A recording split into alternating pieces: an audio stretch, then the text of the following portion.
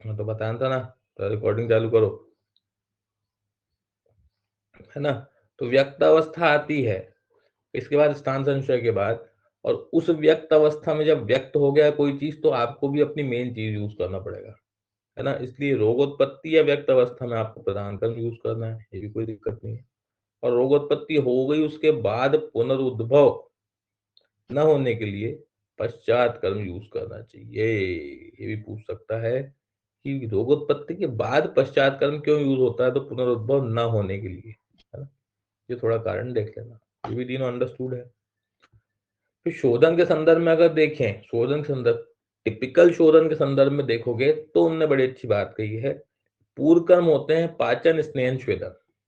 ठीक, स्नेहन स्वेदन सबको याद रहता है, पाचन सब भूल जाते हैं। तो पाचन, स्नेहन और स्वेदन पूर्व कर्म रखा उनने। प्रधान वमन विरेचन बस्ती नष्ट शिरोमोक्षण, और पश्चात में पेय विलेपी यूषाति अन्न संसर्जन का। ये शोधन के संदर्भ में आप सबको रटा हुआ है। अष्टांग हृदय सूत्र 14 होता है, द्विद उपक्रमणीय अध्याय। उसमें उन्होंने क्या बोला, पंचदा शोधम से तत् निरूह वमनम काय शिरो विरेक अष्टविश्रुति।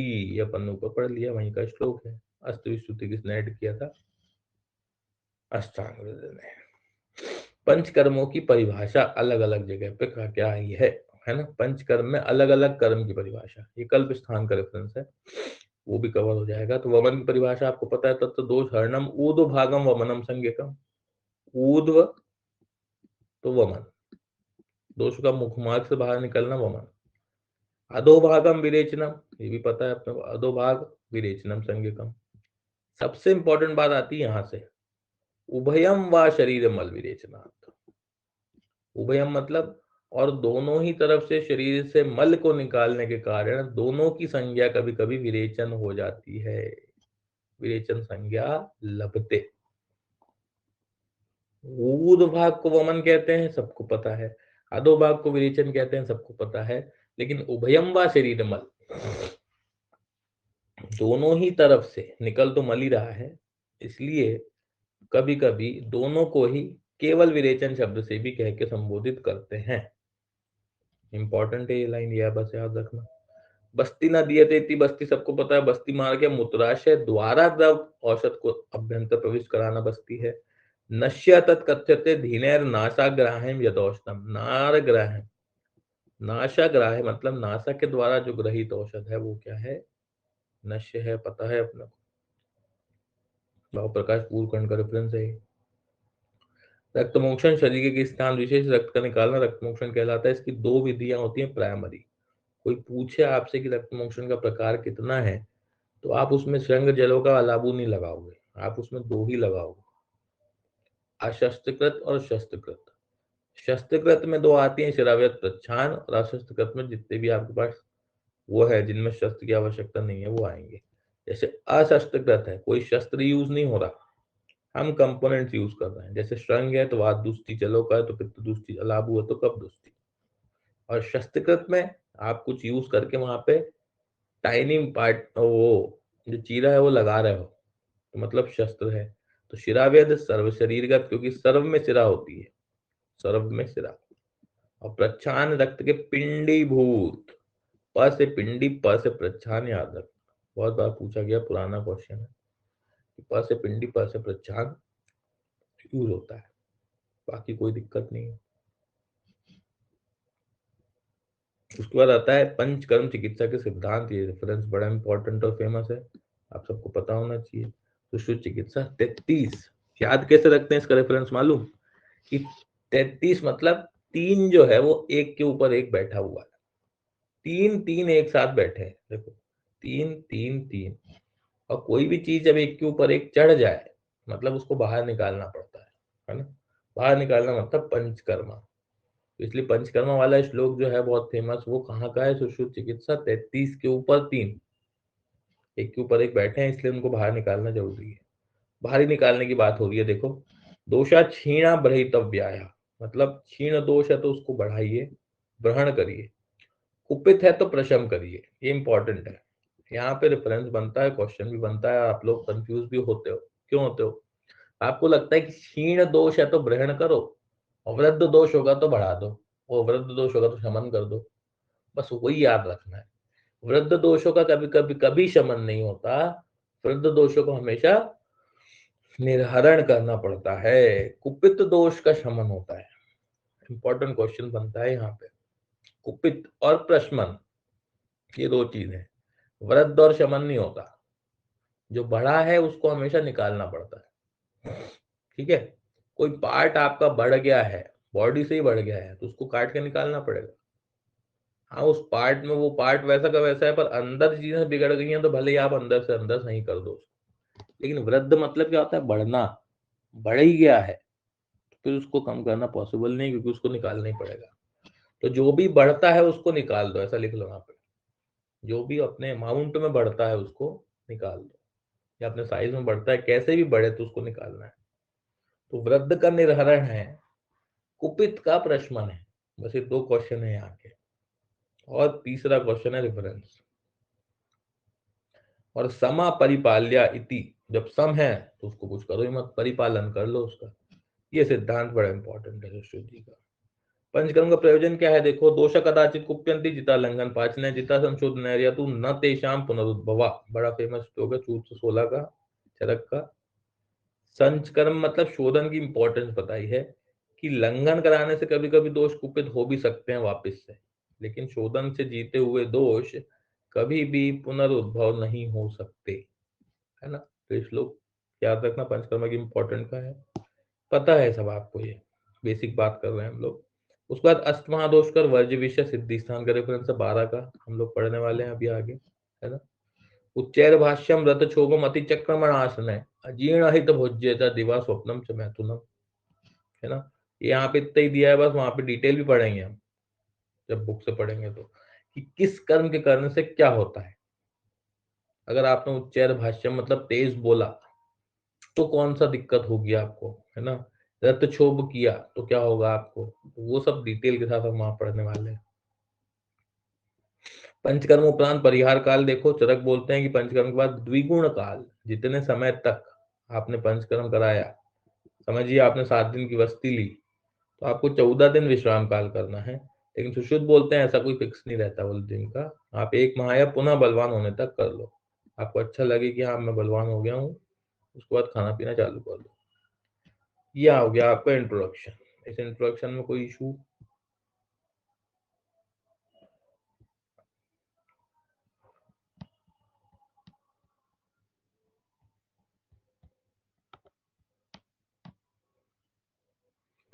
अब स्नेहन और स्वेदन है,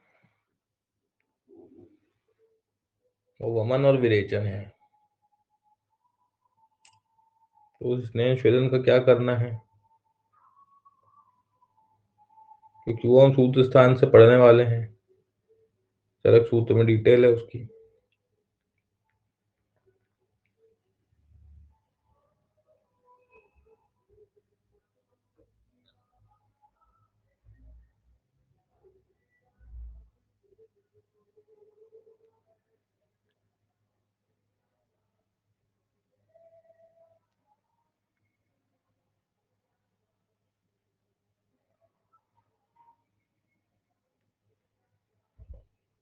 नहीं, उसका एक और काम करूंगा मैं, रीडिंग अभी तो जो एक्स्ट्रा उसमें मिलेगा वो मैं देख लूंगा, जो संहिता में नहीं होगा उसमें। क्लास के टाइम पे सूत्र स्थान का 13वां अध्याय मैं कल डालूंगा स्टडी मटेरियल में, तो वो साथ में करते चलो मेरे हिसाब से। सूत्र 13 के जितने भी उसमें वो वीडियोस हैं वो साथ में करते चलो, क्योंकि स्नेहन वहीं से खत्म करो संहिता से, और स्वेदन का भी डाल दूंगा। और यहाँ पे देखते हैं भी क्या क्या छूट रहा है। स्नेहन में सबसे पहले स्नेहन की परिभाषा है, सूत्र 22 की है, लेकिन ये भी बड़ा अच्छा क्वेश्चन बन जाता है कभी कभी। स्नेहनम स्नेह विष्यंदम मार्दव क्लेद कारकम, सबको पता है कि विष्यंद, मार्दव और क्लेद तीनों चीज स्नेहन को डिनोट करती हैं, क्योंकि विष्यंद मतलब पिघलाना, मार्दव मतलब मृदुता लाना, और क्लेद मतलब क्लेद का फॉर्म करना। तीनों चीज स्नेहन करेगा। लेकिन ये 22 की है, क्यों? क्योंकि 22 का नाम देखो, 22 और 22 दो के ऊपर दो लिखा है, मतलब इस चैप्टर का नाम होता है लंघन ब्रहणी अध्याय। दो चीज है उसमें, लंघन और ब्रहण। तो जितने भी कर्म है ना उसमें षड्विध उपक्रम, षड्वेद उपक्रमों की डेफिनेशन चरक सूत्र 22 में आई है, ये इंपॉर्टेंट है, वहीं का रेफरेंस है ये। अगर मैं यहाँ से क्वेश्चन बनाता तो रेफरेंस ही पूछता, क्योंकि सब उसपे चरक सूत्र 13 लगाने वाले थे, तो ऐसा भी तो कभी ध्यान रखना है। तो डेफिनेशन सबको पता है, स्नेह की योनियां दो होती हैं, सबको पता है। सोर्स क्या है, स्थावर या जांगम। स्थावर में तिल आदि तेल, जांगम में घृत वसा मज्जा, ठीक है। तिल तेल शरीर के बलार्थ और स्नेहन के लिए श्रेष्ठ है। बलार्थ और स्नेहन में श्रेष्ठ क्या है, तिल। एरंड शरीर के विरेचन के लिए श्रेष्ठ बोला है चरक ने, ठीक है। स्नेह के भेद होते हैं चार, घृत तेल वसा मज्जा। और घृत जो है उत्तम स्नेह, क्योंकि संस्कार से दूसरों गुणों का अनुवर्तन करता है। अदर्शन रीजन का बहुत पुराना क्वेश्चन है, यहीं से अदर्शन रीजन की शुरुआत हुई थी, क्योंकि उनको इसके अलावा कोई पहला क्वेश्चन मिले नहीं था। चतुर्विध स्नेह की गुरुता का क्रम देखें, हाँ ये इंपॉर्टेंट है। तो घृत तेल वसा मज्जा उत्तरोत्तर गुरु होते हैं, सबको पता होना चाहिए ये बात। जैसा आप सीक्वेंस बोलते हो वैसा ही सीक्वेंस है वाग्भट का, और उसी फॉर्म में वो गुरु होते हैं। तो घृत तेल वसा मज्जा जैसे बोलते हो वैसे ही बोलो, और आगे उत्तरोत्तर वो गुरु होते हैं। मिलाए गए दो स्नेहों को यमक, तीन को तीव्रत, और सभी को महान कहते हैं। क्लियर है, ये इंपॉर्टेंट है। ये वहां पे बुक में जो है उसमें डिटेल भी है, वहीं पे मैंने समझाया भी है, वहीं से करिएगा, क्योंकि इंपॉर्टेंट है गुणधर्म इनके, है ना। जैसे घृत घृतम पित्तानिलरम रस शुक्र और शामितम निर्वापर्ण मधुकरम स्वरवर्ण प्रसादनम, स्वरवर्ण प्रसादम वन निर्वापर्ण, है ना, इंपॉर्टेंट है। तेल के लिए बोलते हैं मारुतग्नम न च श्लेष्म वर्धनम, वात को भी हरता है, न च श्लेष्म वर्धनम, लेकिन श्लेष्मा को बढ़ाता भी नहीं है। तो अच्छम उष्णम, इंपॉर्टेंट है।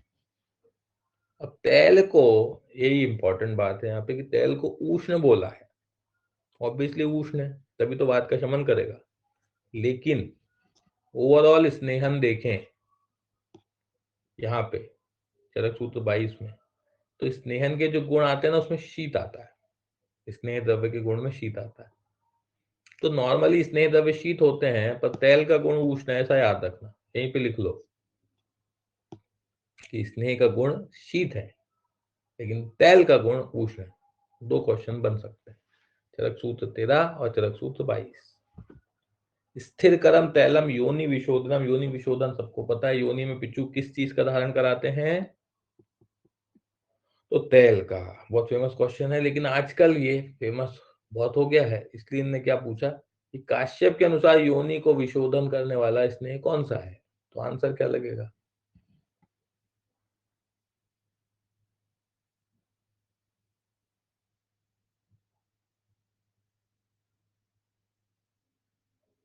अरे स्नेह शोधन पूरा तो कर ही लेंगे, लेकिन जो वहां पढ़ेंगे तो यहाँ पे दोबारा क्यों पढ़े उसको, यहाँ जो एक्स्ट्रा चीजें हैं उसको लेके चलेंगे ना।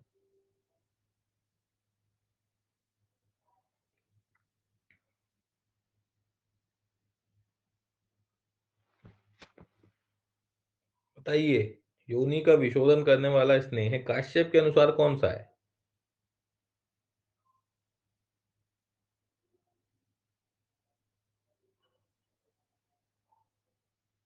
है ना, वहीं पे लिखिए स्टार आगे। काश्यप ने घृत बोला है, घृत। कश्यप कहते हैं योनि विशोधन घृत से होता है, जबकि चरक का फेमस क्या है कि भैया तेल से होता है, ये लिख लो। वसा में देखें तो विद्ध भग्न भ्रष्ट कर्णशूल सिराशूल पौरुषोपचय स्नेहार्थ व्यायाम सेवी, व्यायाम से भी इंपॉर्टेंट है। इनका यूज आपको पता है, सबको है ना। घृत का पित्त प्रकोप शरद में होगा, तेल का प्रावृत में होगा, वात प्रकोप में, और वसा मज्जा का माधव माधव में होगा, इसमें कोई डाउट नहीं है। वसा को कैसे पहचानते हैं कि जितनी भी पेनफुल कंडीशन है, मैं हमेशा बताता हूँ आपको कि पेन या दर्द जो होता है वो आदमी में बस जाता है। पेन जो है वो किसी एक पार्ट में बस जाता है, बसना मतलब क्या होता है, वसा। तो पेनफुल कंडीशन देखो, विद्ध भग्न भ्रष्ट कर्णशूल सिराशूल पौरुषोपचय स्नेहार्थ व्यायाम से भी, व्यायाम भी नित्य जो करता है उसको भी पेन रहता ही है। तो जितनी पेनफुल कंडीशन है वहां पे वसा आएगी, ऐसा याद रखना रहता है हमको, हमेशा याद रखते हैं अपन। और पौरुषोपचय भी याद रखना, पौरुषोपचय में वसा है। तो पौरुष जो है वो, पौरुषे जो है वो एक पुरुष में बसता है, ऐसा याद रख लो, लिख लो वहां पे। पौरुषे जो है वो एक पुरुष में बसता है।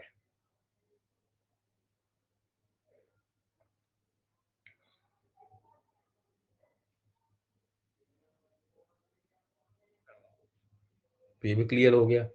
और इनका जो आगे गुण आएंगे उसमें भी आएगा। मज्जा में बल शुक्र रस कफ मेद में कफ मेद मज्जा विवर्धनम। ठीक है, मज्जा तक विवर्धन कौन करेगा? खुद मज्जा, है ना। जब मज्जा खुद खाओगे तभी तो मज्जा तक विवर्धन होगा, ये भी यहाँ से याद हो जाएगा। और मज्जा विशेषो अस्थिया नाम च बलकृत, इंपॉर्टेंट है। तो विशेषतः अस्थियों के लिए कौन सा स्नेह इंपॉर्टेंट है? जो खुद अस्थि में रहता है। और अस्थि में कौन सा स्नेह रहेगा? मज्जा रहेगा, इसलिए मज्जा जो है वो विशेषो अस्थिया नाम के लिए आता है। उसके बाद पाक भेद से इंपॉर्टेंट है। पाक तीन ही होते हैं, सबको पता है, मृदु मध्य और खर। मृदु मध्य खर तीन मान चरक सुश्रुत और शारंगर। ठीक है, तो सीधी सीधी ट्रिक होती है, वही ट्रिक से याद रखेंगे अपन। मृदु मध्यम खर लिख के सामने लिखना है। चरक का क्या होता है? ना पावा अभी, लिख लो, ना पावा अभी। चरक चलते रहते थे, चरक जो थे वो चलने वाले थे, है ना। तो उनसे जब भी पूछ तो भैया चलो रुक जाओ, तो बोले नहीं, ना पावा अभी, अभी हम कुछ नहीं पाएंगे, अभी हम चलते रहेंगे। तो ना पावा अभी, ना पावा अभी करते रहते थे। तो ना से नश्य, उसके बाद पावा, पावा मतलब पान बस्ती, और अभी मतलब अभ्यंग। ये हो गया इनका चरक का मृदु मध्य खर। और सुश्रुतिया क्या बोलते थे?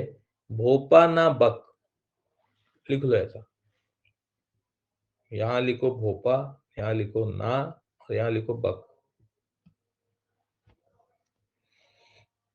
तो भोपा जी थे ना अपने, भोपा जी कहाँ थे?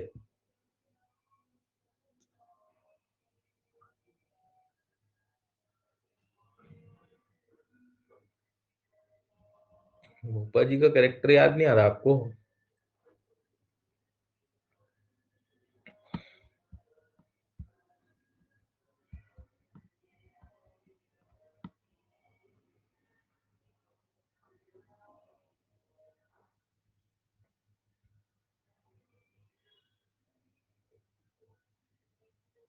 अरे भोपा को नहीं पहचानता तू प्रवीण?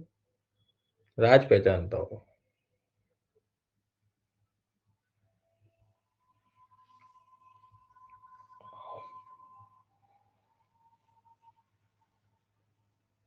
अरे भोपा यार, भोपा स्वामी।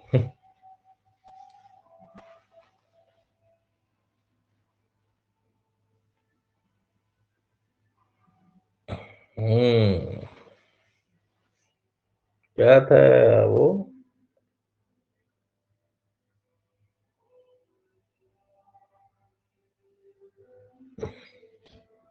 बाबा की जय। तो उसमें भोपा जो था ना, बक बक बक बक बक बक करता रहता था। तो महाराज उसको कैसा बोलते थे? भोपा ना बक। तो महाराज जो थे वो सुश्रुति तो थे, सर्जन जो रहता है वही राजा रहता है। तो सर्जन क्या बोलता है बार बार अपने असिस्टेंट को कि भोपा ना बक, ना से लिख देना न शब्द। भोपा मतलब भोजन पान, और बक मतलब बस्ती कर्ण पूरण। भोपा ना बक, ये सुश्रुत का हो गया। चरक का हो गया ना पावा अभी। शारंगधर जी ने क्या किया? चरक को पूरा फॉलो किया, पूरा चरक का शारंगधर का कॉपी याद रखना। सिर्फ मध्य को इंपॉर्टेंटली याद रखना कि सर्व प्रयोज्या बोला है। मध्य स्नेह जो रहता है वो शारंगधर बोलते हैं कि सभी चीजों में आप प्रयोग कर सकते हो, कोई ऐसी दिक्कत नहीं है, क्योंकि मध्य है वो मीडियम है ना। वाग्भट ने फिर अपनी होशियारी दिखाई। उनने क्या बोला? मृदु मध्य खर क्या है? बोले मंद चिक्कण और खर चिक्कण, ऐसा बोलो कि मंद चिक्कण और खर चिक्कण। चिक्कण तो चिकनी चिकनी बातें कौन करते हैं? जो आजकल के नए लोग हैं, वो चिकनी चिकनी बातें करके अपने काम निकलवाने के लिए तैयार रहते हैं, है ना। तो चिक्कण चिक्कण और खर चिक्कण कौन बोलता है? नए लोग, मतलब अष्टांग। और फॉलो पूरा चरक को ही किया उनने, देख लो, ना पावा अभी। तो चरक और सुश्रुत दो ही का याद रखना है, शारंगधर और वाग्भट का चरक जैसा है ना। मधुपाक या स्नेह पाक। स्नेह पाक में कोई डाउट है?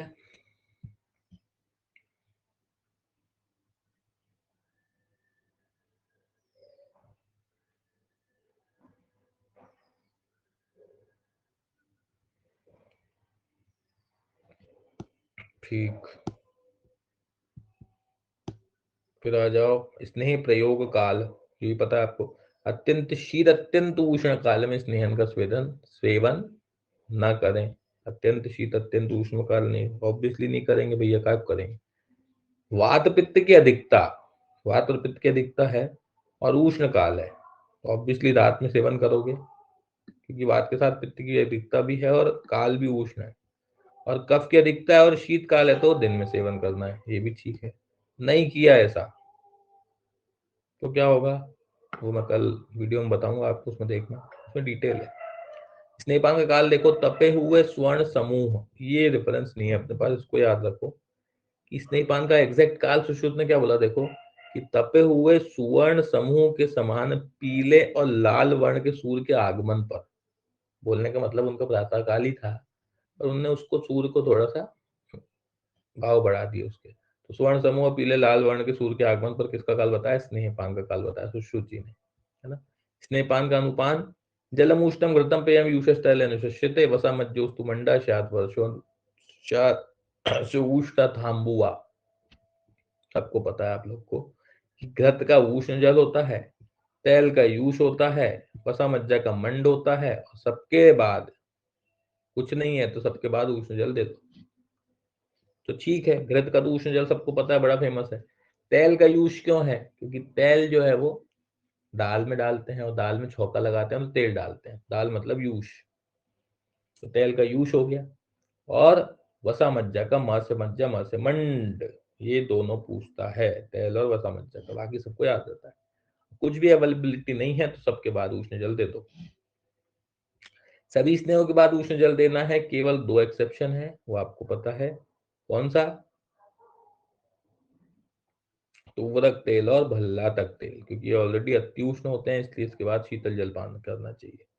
आचार्य वाग्भट ने ब्रहण हेतु स्नेहपान, हाँ ये इंपॉर्टेंट है। वाग्भट ने क्या बोला, आजकल नए लोगों को ग्रहण होने का बड़ा हुआ है ना, पतले हुए पड़े हुए हैं, मोटे ही नहीं हो रहे, तो उनको ग्रहण मतलब मोटे होने का बड़ा शौक है, क्योंकि पुराने लोग तो वैसे ही हट्टे कट्टे होते थे, उन लोग को ग्रहण वरण का शौक नहीं था कि हाँ भाई प्रोटीन पाउडर खा रहे, ये खा रहे, वो खा रहे, है ना। तो ग्रहण हेतु स्नेहपान वाग्भट ने बताया। अब ग्रहण मतलब मोटे होने के लिए स्नेह अगर पाना है तो कैसे खाएंगे, तो उन्होंने बताया तरीका कि भोजन मांसरस या अन्य भोज्य पदार्थों के साथ अल्प मात्रा में देना निर्देशित किया, जैसे अपन दाल रोटी मिला के खाते हैं, अल्प मात्रा में जो रोज आप किसी भोज्य पदार्थ के साथ खाओगे तो वो ग्रहण के लिए होता है ना, तो ये बताया वाग्भट ने। और चरक ने केवल शोधन शमन हेतु काल बताया, क्योंकि पुराने थे, पुराने जमाने में केवल शोधन शमन चलता था, या तो शमन ट्रीटमेंट करा लो या शोधन करा लो, ग्रहण वर्ण का रोल काल नहीं था, इसलिए उन्होंने ग्रहण नहीं बताया, ग्रहण केवल हृदय ने बताया। क्लियर। फिर वाग्भट और सुश्रुत के अनुसार क्या है, तो वात प्रधान में लवण मिलाकर घृतपान कराएं, सबको पता है वात प्रधान में लवण, ये भी इंपॉर्टेंट रेफरेंस है। वात प्रधान में लवण, पित्त प्रधान में केवल घृतपान, क्योंकि घृतपान ऑलरेडी शीत है और पित्त शामक है। और कफ प्रधान में उसमें क्षार त्रिकटु मिलाना है, ये इंपॉर्टेंट है, क्षार और त्रिकटु, क्योंकि घृत जो है वो डायरेक्टली कफ को बढ़ाएगा, तो उसमें क्षार त्रिकटु की भावना आपको देनी पड़ेगी, तो क्षार त्रिकटु मिला के कफ में देना है, वात में लवण देना है, अम्ल नहीं है लवण है, याद रखना। ठीक। स्नेह द्रव्य गुण मैं ऊपर बता ही रहा था आपको, चरक सूत्र 22 का रेफरेंस है, देखो द्रवम सूक्ष्म सरम स्निग्धम पिच्छलम गुरु शीतलम, लिखा हुआ है देखो शीतल, यहीं पे लिख लो। तेल का गुण चरक ने उष्ण बोला है, चरक सूत्र 13 में। प्रायो मंदम मृदुचयत द्रव्यम स्नेहनम मतम, ये चीज इंपॉर्टेंट जो आपको नहीं मिलने वाली है। अभ्यंग हेतु आसन, अभ्यंग के आसन बताए हैं सात, सात अवस्थाओं में अभ्यंग करना चाहिए, और ये डल्लन का रेफरेंस है, किसी को नहीं पता, है ना। सात अवस्थाओं में अभ्यंग किया जाता है, डल्लन ने अभ्यंग काल उसके प्रभाव अनुसार भी बताया है, जैसे 300 मात्रा से स्टार्ट करना, याद रखना कि स्टार्टिंग 300 से है, फिर तो बढ़ाते जाएंगे, 3 4 5 6 7 8 9, 3 से स्टार्टिंग है।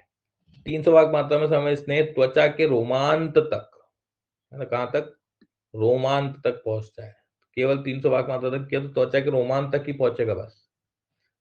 फिर 400 में त्वचा में, 500 में रक्त, फिर मांस मेद अस्थि और मज्जा, ऐसा याद रखना है ना। तो कैसे याद रखेंगे, 300,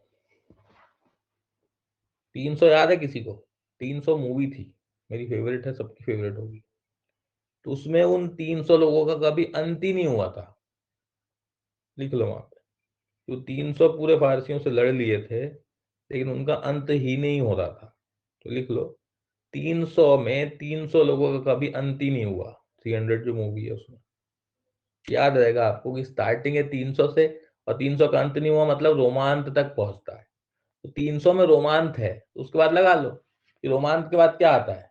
रोमांत के बाद त्वचा आएगी, त्वचा के बाद चालू हो जाएगा अपना रक्त मांस मेद अस्थि मज्जा शुक्र।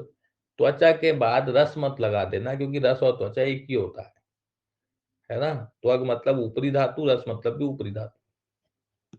कोई डाउट है यहाँ पे?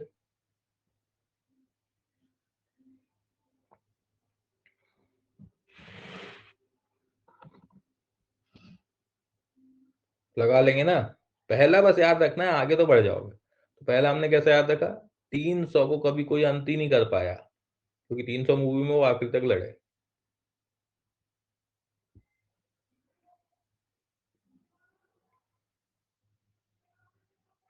और उसके बाद अंत मतलब रोमांत, रोमांत के बाद आता है त्वक, त्वक के बाद आ गया तो रक्त मांस में दस्ती मज्जा लगा देना, 900 तक पहुंच जाएगा। डल्लन ने और भी चीजें बताई है, उद्वर्तन ऐसे द्रव्य का उपयोग जो प्रविलापन विमलापन करते हो। देखो, प्रविलापन और विमलापन दोनों करें वो उद्वर्तन है ना। तो विलापन और विमलापन दोनों में विलाप विलाप लिखा है। तो बर्तन जब आप मांजते हो तो वो बहुत ज्यादा विलाप करते हैं। विलाप मतलब आवाज आती ना उसमें से, बर्तन बर्तन की। तो विमलापन और विमलापन किसके लिए आता है, उद्वर्तन के लिए। ये लगा देना। अब घर्षण में, उद्घर्षण में क्लियर घर्षण लिखा हुआ है। तो घर्षण घिसना उन्हीं चीजों को पड़ता है जिसमें स्नेह नहीं होता, क्योंकि कोई स्टिकी चीज है या स्मूथ चीज है उसको घिसोगे थोड़ी आपस में। अस्नेह औषध चूर्ण आदि, चूर्ण मतलब क्या होता है, चूर्ण मतलब जो रफ चीजें हैं उन्हीं को आपस में अपन घिसते हैं। तो घर्षण किनका होता है, जो रफ होता है, और रफ मतलब चूर्ण। तो स्नेह रहित चूर्ण से शरीर में घर्षण घर्षण कहलाता है। और उत्सादन में सा लिखा हुआ है, देखो सा। तो ये सा से याद रखना, सा मतलब होता है स स्नेह कल को, स्नेह कल्प के साथ घर्षण करना उत्सादन कहलाता है। और ये स्त्रियों के लिए प्रिय होता है। ठीक, तीनों चीज को फर्क समझो कि उद्वर्तन में बर्तन, बर्तन मांजो तो विलाप करते हैं, विलाप मतलब आवाज आती है। तो विमलापन, विमलापन और प्रविलापन हो गया। घर्षण किन चीजों का करते हैं, जो रूक्ष होती है, रफ होती है। रफ क्या होता है, चूर्ण, तो चूर्ण से घर्षण हो गया। और उत्सादन मतलब सा से होता है स्नेह, तो स्नेह कल्क से घर्षण करना, तो चूर्ण से शरीर पर घर्षण, ये वो कहलाता है। तीनों क्लियर है डेफिनेशन। क्योंकि सुश्रुत क्या बोलते हैं कि उद्वर्तन जो होता है बर्तन, वो उल्टी दिशा में मांजने चाहिए हमेशा। बर्तन जो है वो उल्टी दिशा में मांजने चाहिए, क्योंकि उससे उसका जो चिपका हुआ पार्ट रहता है वो अच्छे से निकल जाता है। इसलिए जो उद्वर्तन है वो प्रतिलोम गति से कराया जाता है। इसको इंपॉर्टेंट मार्क करो, उद्वर्तन प्रतिलोम गति,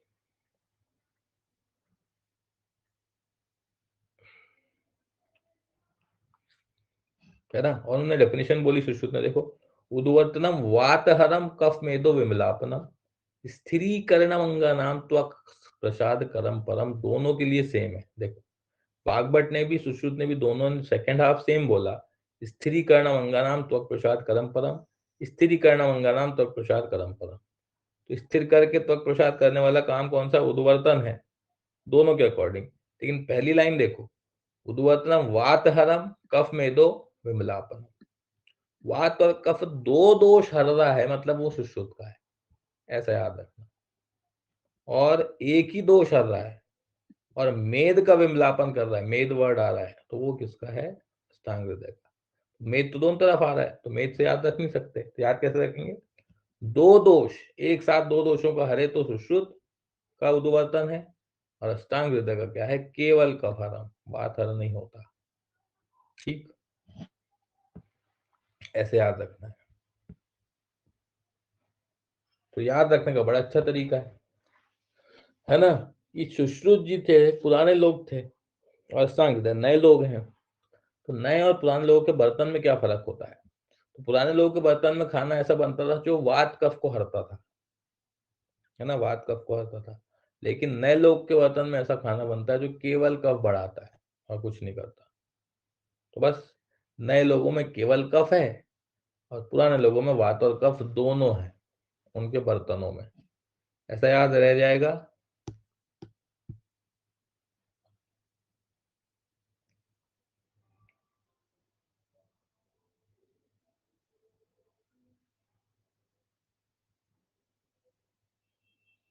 है ना, इजी है।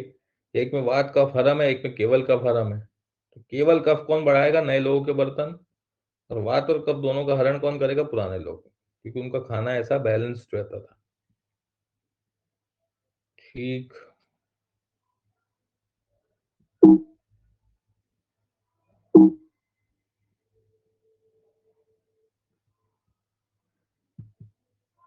फिर देखते हैं अपन क्या, उद्घर्षण। घर्षण अभी ऊपर में पढ़ा, ऊपर की घर्षण किन चीजों का होता है? रफ चीजों का। उसकी क्या है? प्रसन्नता, सौभाग्य, शरीर की शुद्धि, लघुता आदि गुणों को उत्पादित करता है। कंडुकोट वात का नाशक, ये इंपॉर्टेंट है, पूछा गया एक बार। कंडुकोट और वात का शमन कौन करेगा? तो कंडु होती है तो क्या करते हैं? घर्षण, बस ऐसे याद रखिए। कंडु में घर्षण मतलब घिसते हैं। कंडुकोट वात शमन स्पेसिफिकली कौन करता है? तो उद्घर्षण करता है। ठीक। और उत्सादन मैंने बताया था, स से स्नेह, स से उत्सादन, और स से स्नेह, स से स्त्री। स्त्रियों के लिए स्नेह सबसे प्रिय होता है। बस। स्त्रियों का शरीर विशेष रूप से कांतिमान होता है। ये देखिए लाइन इंपॉर्टेंट है। उद्घर्षण और उत्सादन दोनों से शिराओं के मुख की वृद्धि, त्वचा स्थित अग्नि की दीप्ति होती है। शिराओं का जो मुख होता है वहां पे सुपरफिशियल नर्व्स होती हैं, उनका मुख खुल जाता है, और अग्नि या अभ्राजक पित्त की दीप्ति होती है, उत्सादन और उद्घर्षण दोनों से। क्लियर। उसके बाद देखा आचार्य वाग्भट के अनुसार मूद तेल। मूद तेल क्या बोला वाग्भट ने? बड़ा इंपॉर्टेंट रेफरेंस है ये, संहिता में मिलेगा नहीं, इसलिए निपटा है। बाकी पर विचार आए तो मिल जाएंगी, कोई दिक्कत नहीं। मूद तेल क्या बोला उन्होंने? मूद तेल करके उन्होंने सभी सिरों की चीजों को रख दिया। जैसे सबसे पहले सिरोभ्यंग, सभी करते हैं घर में, है ना? शिरोभ्यंग, फिर शिरोपरिषेक, शिरोपिचू, और आखिरी में आता है शिरोवस्ती। उत्तरोत्तर अधिक गुणवान होते हैं। पढ़ के भी समझ में आ रहा, देख के भी समझ में आ रहा कि सबसे पहले शिरोभ्यंग है तो नॉर्मली सभी करते हैं, आप भी सिर की मालिश कर ही लेते हो। परिषेक, सिर में परिषेक जो है वो कभी कभी होता है, तो शिरोपरिषेक। उसके बाद शिरोपिचू धारण, वो और कभी कभी होता है, और शिरोवस्ती धारण और कभी कभी होता है। तो जो कॉमन है वो कम है, और जो लेस कॉमन है वो ज्यादा गुणवान है। तो बस शिरोभ्यंग, शिरोपरिषेक, पिचू और शिरावस्ती।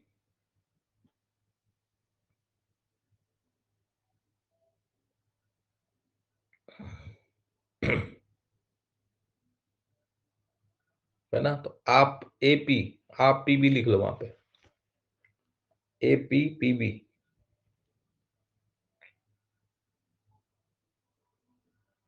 अब इसमें कंफ्यूजन कहाँ होता है मालूम?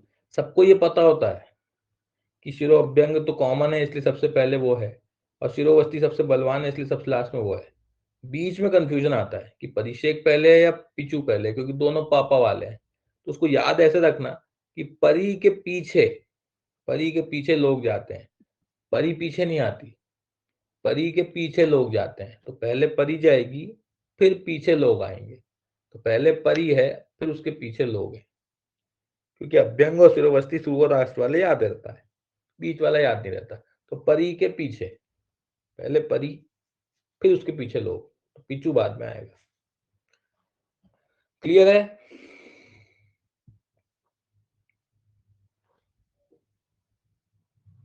बस। विचारणा वगैरह तो आपकी वो वाले डिटेल वाले लेक्चर से हो ही जा रही हैं, वहीं से पढ़ना भी है, ये भी वहीं से करना है अच्छे से डिटेल में। और ऐसी कौन सी चीज है जो केवल नोट्स में होगी?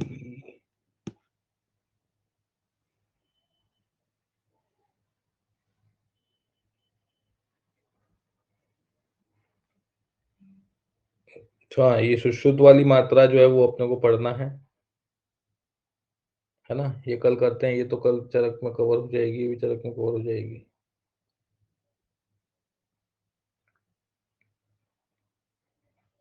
तो मात्राओं को एक बार और देख लेंगे, है ना? कल आप वो श्लोक कर लो, ओ क्या बोलते हैं यार वो, चरक सूत्र तेरा एक दिन में तो आपसे होगा नहीं, आधा कल कर लो, कल मैं यहाँ से नोट्स से भी करवा देता हूँ कंप्लीट इसको, और कल शाम तक उसको वीडियो भी कर लेना। तो स्नेहन जब होगा तो पूरा ही हो जाएगा, ऐसा है। ठीक। ठीक है, मिलते हैं।